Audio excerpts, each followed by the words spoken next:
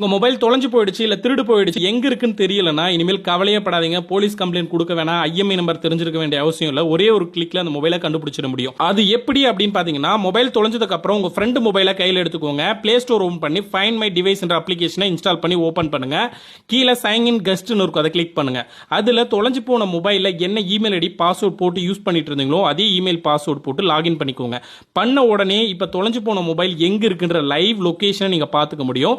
அதை பார்த்து அந்த இடத்துக்கு போயிட்டு கீழே பாத்தீங்கன்னா ப்ளே மை சவுண்ட் இருக்கும், அதை கிளிக் பண்ணீங்கன்னா அந்த மொபைல் சைலண்ட்ல இருந்தா கூட சவுண்ட் வரும். நீங்க மொபைலை வந்து உடனே கண்டுபிடிச்சிட முடியும். அப்படி இல்லைன்னா அது கீழே செக்யூர் டிவைஸ்னு இருக்கும், அதை கிளிக் பண்ணீங்கன்னா உங்க போன் வந்து லாக் ஆயிடும். பாஸ்வேர்ட் இல்லாம அவங்களால ஓபன் பண்ணவும் முடியாது.